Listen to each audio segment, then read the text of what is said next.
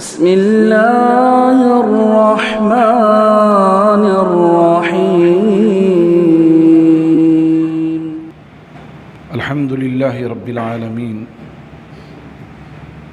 والعاقبة للمتقين والصلاة والسلام على أشرف الأنبياء والمرسلين نبينا محمد وعلى آله وصحبه أجمعين ومن تبعهم بإحسان إلى يوم الدين۔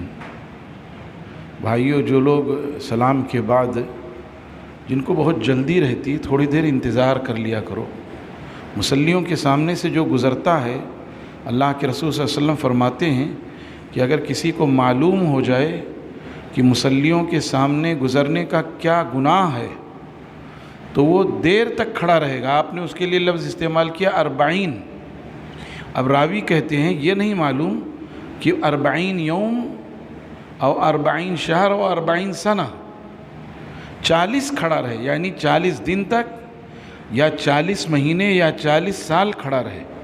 اگر اس کو معلوم ہو جائے کہ مصلی کے سامنے سے گزرنے کا کیا گناہ ہے، بھائی جب ہم وقت نکال کر آتے ہیں 2 منٹ 3 منٹ انتظار کر لیں، اور جب سلام پھیریں تب وہ دائیں بائیں ادھر ادھر جھانکتے ہیں، خود بھی مطلب کہہ لیجئے کہ بے توجہی ہوتی ہے، اور جو مصلی پیچھے پڑھ رہا ہوتا ہے وہ بھی ڈسٹرب ہو جاتا ہے۔ اس لیے ایسا نہ کیجیے، خاص طور سے عصر میں اور مغرب میں ایسا بہت ہوتا ہے، بچنا چاہیے۔ اللہ تعالی ہم سب کو اچھے اعمال کی توفیق عطا فرمائے۔ قال رسول اللہ صلی اللہ علیہ وآلہ وسلم الدعاء هو العبادہ، دعا بندے اور اللہ کے درمیان بہترین رابطہ اور وسیلہ ہے، اور دعا کے ذریعے اللہ تبارک و تعالیٰ کی رحمت بندے کو شامل حال ہوتی ہے۔ دعا ہی کے ذریعے بندے کا پریشان دل سکون پاتا ہے، دعا ہی کے ذریعے مضطر کو اطمینان نصیب ہوتا ہے۔ دعا بڑی اہم شے ہے، اس لیے دعا کا اہتمام ہونا چاہیے۔ اسی لیے اللہ کے رسول صلی اللہ علیہ وسلم فرماتے ہیں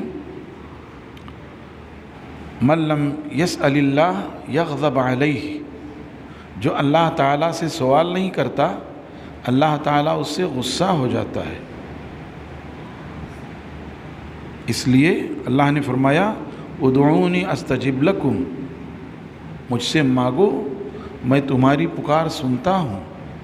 اللہ نے فرمایا وَإِذَا سَأَلَكَ عِبَادِي عَنِّي فَإِنِّي قَرِيبٌ أُجِيبُ دَعْوَةَ الدَّاعِ إِذَا دَعَانِ، جب میرے بندے میرے بارے میں پوچھیں تو کہو کہ میں ان سے قریب ہوں اور میں ان کی پکار سنتا ہوں۔ جب وہ مجھے پکارتے ہیں، جب مجھ سے دعا کرتے ہیں، میں ان کی پکار سنتا ہوں۔ اور اللہ نے فرمایا وَالَّذِينَ يَسْتَكْبِرُونَ عَنْ عِبَادَتِي سَيَدْخُلُونَ جَهَنَّمَ دَاخِرِينَ، وہ لوگ جو میری دعا سے تکبر کرتے ہیں، مجھے پکارنے سے تکبر کرتے ہیں، وہ عن قریب جہنم میں رسوا ہو کر داخل ہوں گے۔ تو یہ نصوص یہ بتاتی ہیں کہ دعا کا اہتمام ہونا چاہیے، اور پھر رمضان المبارک اور دعا کا خصوصی تعلق ہے۔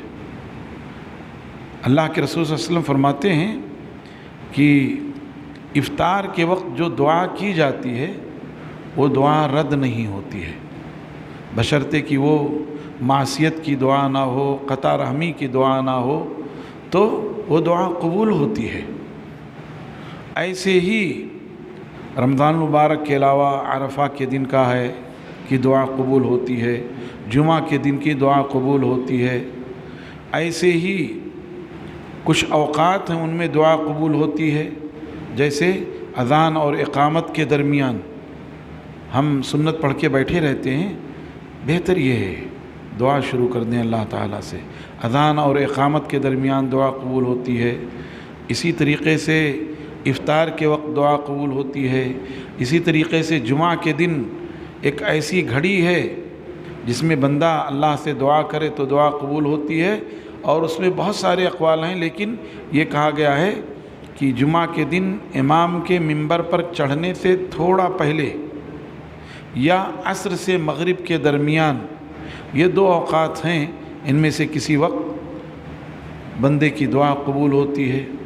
ایسے ہی جب مرغ بولتا ہو اس وقت بھی دعا کرنا چاہیے، اسی لیے حکم ہے کہ جب مرغ بولے تو آپ پڑھیے اللہم انی اسألک من فضلک، کیونکہ مرغ جو ہے وہ فرشتے کو دیکھ کر کے بانگ لگاتا ہے۔ ایسے ہی جو ہے آدمی جب پریشان اور مضطر ہو اس وقت جب ہاتھ اٹھاتا ہے تو دعا قبول ہوتی ہے۔ ایسی دعا کے کچھ آداب ہیں کہ آدمی باوضو ہو کر کے دعا کرے، قبلہ رخ ہو کر کے دعا کرے، ہاتھ اٹھا کر کے دعا کرے۔ یہ ایسے ہی وہ جو ہے رزق حلال کھا کر کے دعا کرے، رزق حرام جس پیٹ میں ہے اس کی دعا قبول نہیں ہوتی ہے۔ جو بھی رزق حرام کھاتا ہے اس کی دعا قبول نہیں ہوتی ہے۔ اس لیے یہ کوشش ہونی چاہیے۔ اللہ کے رسول صلی اللہ علیہ وسلم نے فرمایا ایک شخص بڑی دور سے آتا ہے، چلتے چلتے اس کی سواری تھک جاتی ہے، اس کے کپڑے غبار آلود ہو جاتے ہیں، اس کے بال دھول سے اٹھ جاتے ہیں، پھر وہ ہاتھ اٹھا کے دعا کرتا ہے یا ربی یا ربی، جبکہ اس کا کھانا، اس کا پینا، اس کا پہننا، اس کی غذا سب حرام ہے، تو اس کی دعا کہاں سے قبول ہو؟ تو اس لیے اہتمام ہونا چاہیے کہ آدمی حلال چیزیں پہنے، حلال پاک پہنے، حلال پاک کھائے، حلال کا اہتمام کرے، تو دعا جو ہے بڑی اہمیت کا حامل۔ اسی لیے اللہ کے رسول صلی اللہ علیہ وسلم نے فرمایا لا يرد القضاء الا الدعاء، تقدیریں نہیں بدلتی ہیں مگر دعاؤں کے ذریعے سے۔ دعاؤں کے ذریعے تقدیریں بدلنے کا مطلب یہ ہے کہ اللہ تعالیٰ اس کے لیے معاملات میں آسانی کر دیتا ہے، اس کی کوئی شکل بنا دیتا ہے۔ تو دعا کو اللہ کے رسول نے کیا فرمایا؟ دعا هو العبادہ، دعا ہی عبادت ہے۔ اس لیے میرے بھائیوں اور دوستو، رمضان مبارک کے ان ایام میں دعا کا خصوصی طور سے اہتمام کیجیے۔ خاص طور سے اعتکاف میں ہمارے بھائی اور ہمارے بزرگ جو بیٹھے ہوئے ہیں وہ دعا کا اہتمام کریں، اپنے لیے، اپنے گھر والوں کے لیے، امت مسلمہ کے لیے، ہم سب کے لیے دعاؤں کا اہتمام کریں، اور اعتکاف کے جو تقاضے ہیں ان کو پورا کریں۔ زیادہ سے زیادہ وقت اپنے معتکف میں گزاریں، اور کسی دوسرے کو بھی وہاں آنے کا موقع نہ دیں، الا کہ شدید ضرورت ہو تو کوئی آئے، بیٹھ کر کے گپ شپ کرنے کے لیے کوئی آنا چاہتا ہو، بالکل صفائی سے معذرت کر دیں، بھائی یہ وقت گپ شپ کا نہیں ہے، یہ وقت ہمارا اپنا نہیں، یہ اللہ کا ہے۔ اب یہ وقت آپ کا ہے ہی نہیں کہ آپ اس میں جو ہے بات کریں یا ادھر ادھر آئیں جائیں، یہ تو اللہ کا وقت ہو گیا، آپ کا اختیار ختم ہو گیا اس وقت سے۔ جب آپ اعتکاف میں چلے گئے تو گویا وقت سے اپنا اختیار آپ نے ختم کر دیا ہے، آپ کا نہیں رہا، یہ ابھی اللہ تعالیٰ کا ہو گیا۔ جب جس وقت کے آپ مالک نہیں ہیں تو دوسروں کو آپ کیسے دے سکتے ہیں؟ اس لیے کوئی اگر معتکف میں آپ کے آئے بھی تو معذرت کر لیجیے، ہاں شدید ضرورت کوئی بات الگ ہے، ورنہ اور کوئی دنیاوی بات نہ ہو، اس لیے کہ آپ نے یکسو کر لیا ہے اللہ کے لیے، تو کوئی گھریلو مسائل، تجارت کے مسائل، یہ سب نہیں۔ اور ایسے ہی خود اعتکاف کرنے والے بھی آپس میں گھنٹوں گھنٹوں بیٹھ کر بات نہ کریں کہ دسترخوان بچھا لیا، اب کھا لیا تو اب بیٹھے ہوئے ہیں، بات ہو رہی ہے، نہیں، زیادہ سے زیادہ وقت، اس لیے کہ جب آپ نے اپنے آپ کو اللہ کے لیے یکسو کر لیا تو پوری طرح اس کے حوالے ہو جائیے، پھر اس کی لذت، اس کا مزہ اور اس کی چاشنی دیکھیے، ہر سال طبیعت چاہے گی پھر۔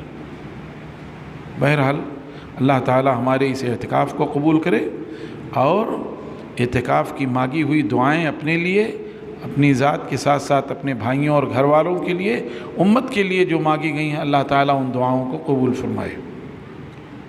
وآخر دعوانا ان الحمد للہ رب العالمین، وصلی اللہ وسلم وبارک علی نبینا محمد وعلی آلہ وصحبہ اجمعین، والسلام علیکم ورحمۃ اللہ وبرکاتہ۔